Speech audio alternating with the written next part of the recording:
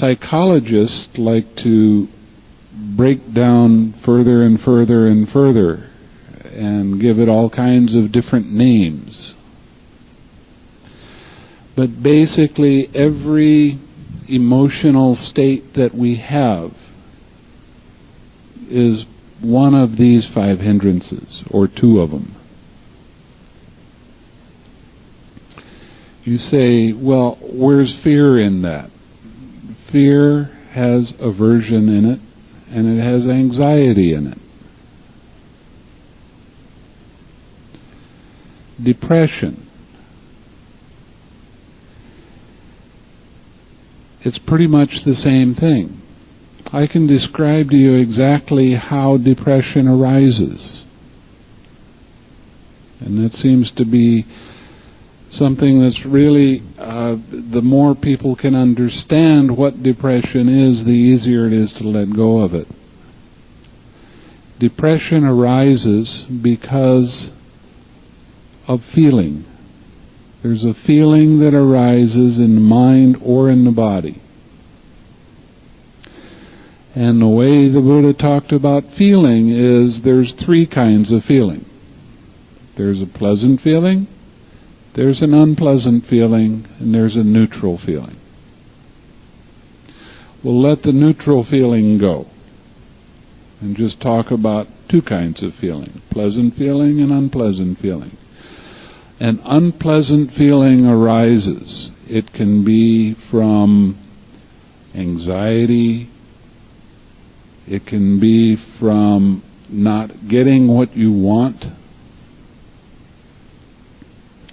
not seeing what you want to happen. And when this feeling arises, what happens next is your mind grabs onto it and says, I don't like that feeling and I want to push it away. And then what happens is we have a lot of thoughts about why we don't like that feeling. And the more we think about a feeling, the more intense that feeling becomes, and the more depression there is. Now, we're made up of 5 different things. The Buddha talked about this quite a bit. He said, we have a physical body. We have feeling. We have perception. Perception is the mind that recognizes and names, and it has some memory in that. I'll explain that more in a little bit. We have thoughts, and we have consciousness. Now, we're made up of these 5 things. That's what this process is. But when a feeling arises and it's unpleasant, the way we get caught by that feeling and resist it, and it gets bigger and until it affects the way you see the world around you, is we try to think the feeling away. But feelings are one thing and thoughts are something else. They're not the same thing. So when an unpleasant feeling arises, a little bit of anxiety, a little bit of fear, a little bit of sadness, whatever it happens to be, we think of all the reasons why we have that feeling and why we don't like that feeling and why we want that feeling to stop. And the more you think about a feeling, the bigger the feeling becomes. Now, the Buddha was very clear about this sort of thing. So what do? You go back to the instructions in the meditation. A sensation arises somewhere in your body. It doesn't matter whether it's an emotional sensation or a physical sensation. It is a feeling. When that feeling arises, you'll notice the first thing your mind does is begin to think about it. Why you like it, why you don't like it, why you want it to be different than it is, why you want it to stop and go away. All of the thoughts about the feeling makes the feeling bigger and more intense. So, the first part of the meditation is to let go of the thoughts about it, about the feeling. Let the thoughts go. And you'll notice that every time thoughts arise in your mind, there's tension and tightness. So you relax. You let go of that aversion to the feeling.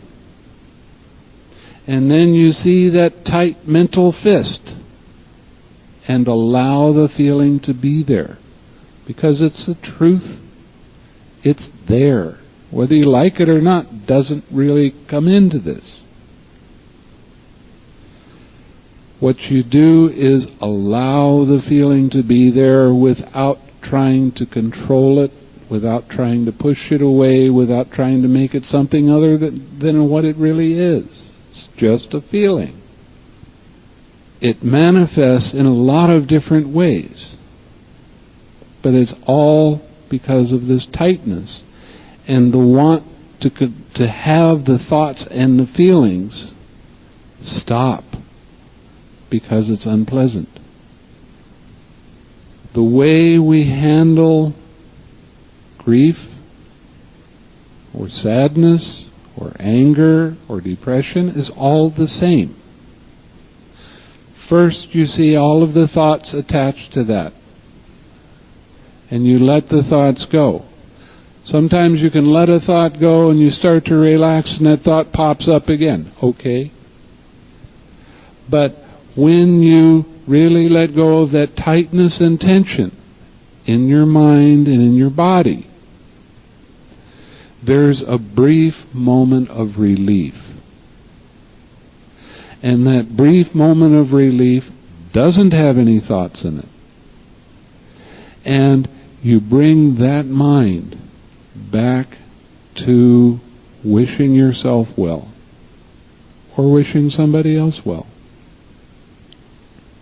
Now you can just barely get back, and your mind goes back to those thoughts and that feeling and trying to control it again. But again, you have to do the same thing. You have to allow that feeling to be there and relax into it. You have to let go of all of the thoughts. Relax. Come back to the feeling of loving kindness and wishing yourself well.